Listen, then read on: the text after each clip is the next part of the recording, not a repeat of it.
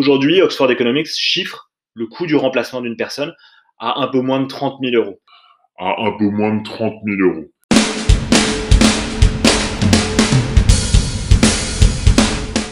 Bonjour, je suis Cyril, l'un des cofondateurs de Comin.io. Comin.io, c'est une startup de la HR Tech qui commercialise un SaaS permettant de faciliter l'offboarding en entreprise, c'est-à-dire le départ des collaborateurs en entreprise.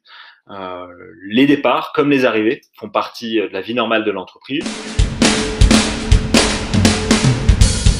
Notre outil, il a 4 objectifs principaux. Un, c'est de permettre aux collaborateurs sortants de pouvoir partager son expérience et donc du coup qu'aucune connaissance ne quitte l'entreprise au moment où lui ou elle quitte l'entreprise.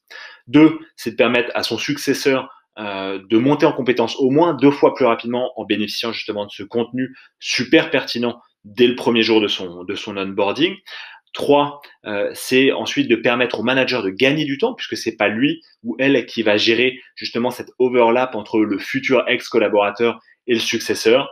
Et 4, c'est de permettre à l'entreprise de gagner en notoriété, gagner quelques points de marque employeur, puisque c'est vraiment différenciant de proposer à ses collaborateurs un parcours jusqu'à la fin de leur cycle dans l'entreprise. C'est quelque chose aujourd'hui qui ne se fait pas du tout. Le problème que va adresser Comin.io, il est simple, c'est que les départs des entreprises feront toujours partie de la vie des entreprises, comme les arrivées. Aujourd'hui, il y a une dichotomie au sein de l'expérience collaborateur entre le marché du recrutement qui est très mature, celui de l'onboarding qui est très mature aussi, ou celui du talent management qui est déjà mature, et l'offboarding. Pour autant, concernant l'offboarding, il n'y a pas de littérature, il n'y a pas de méthode, il n'y a pas d'outil qui a émergé. Mais il y a une réalité qui est simple, c'est qu'on sait qu'on perd des connaissances avec le départ de quelqu'un. On sait que parfois les départs se passent mal, donc on peut avoir une mauvaise publicité. On sait aussi que à chaque départ, ensuite, l'équipe va perdre du temps parce que il va falloir faire monter en compétence le successeur. Aujourd'hui, Oxford Economics chiffre le coût du remplacement d'une personne à un peu moins de 30 000 euros. Tout ça, c'est de la marge brute, ça figure dans aucun budget. Donc voilà le problème qu'on a envie d'adresser et on est absolument convaincu qu'on peut réduire considérablement le coût du turnover. Le business model de Comin.io, c'est un SaaS. Donc, le client va acheter un certain volume de licences. Ensuite, le coût unitaire de chacune de ces licences est indexé en fonction de la tranche qu'il a choisi d'acheter. Et comme notre marché de l'offboarding n'est pas un marché qui est justement très mature, on a besoin de faire tester le produit. On offre aussi la possibilité aux clients d'acheter en one shot à la presta. De façon à pouvoir tester l'outil avant de s'engager sur un certain volume. Comin.io est en bêta, donc la première façon dont on pourrait interagir avec la communauté, c'est déjà que l'outil soit utilisé et qu'on ait un volume plus important encore de feedback qui pourrait nous permettre de valider ou invalider les hypothèses qu'on a prises et ajuster ensuite notre produit.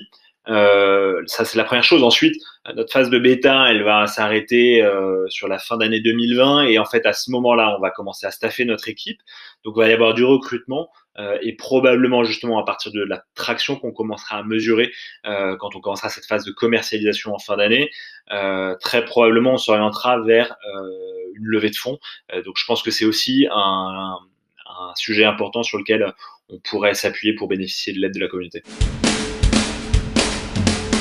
À court terme, en fait, ce qu'on veut, c'est commencer à adresser des startups sur lesquelles il y a des cycles de décision qui sont un petit peu plus courts. En revanche, à plus long terme, dans le viseur, on a évidemment des entreprises dans lesquelles il y a des volumes de turnover plus importants et donc mécaniquement, en fait, des plus grands volumes d'effectifs, donc des ETI, des grands groupes. Donc d'ici 3 ans, on se voit dans des grands groupes, en tout cas vendre notre solution dans des grands groupes. Et ensuite, on se voit à peu près 1,5 million, un peu plus d'1,5 million de chiffre d'affaires.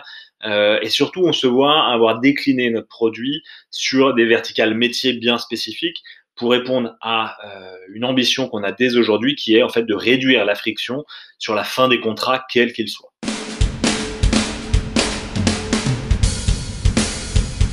Mon premier message pour la communauté, c'est qu'on serait ravis d'avoir votre feedback sur notre outil d'offboarding. Donc, si jamais ce sujet d'offboarding vous intéresse, n'hésitez surtout pas à nous contacter par mail à hello@comin.io.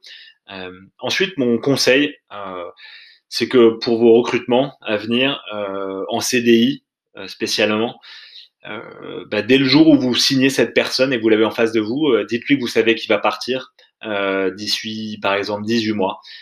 Et préparez-le et préparez-vous au fait que ce départ va avoir lieu. Tout ce qui sera au-delà des 18 mois, c'est du bonus pour vous. Mais préparez-vous surtout pour pas aborder son départ ensuite, quand il vous donnera sa démission, comme étant un coup de poignard dans le dos. En fait, aujourd'hui, c'est comme ça que ça se passe. Le CDI fait plus rêver personne. On est sur un modèle qui a tendance à se freelanciser beaucoup. Voilà, tout ce qui se passe après 18 mois, c'est du bonus. Et puis continuez d'arroser la plante que vous signez le jour 1 pour qu'elle grandisse aussi longtemps que chez vous que possible.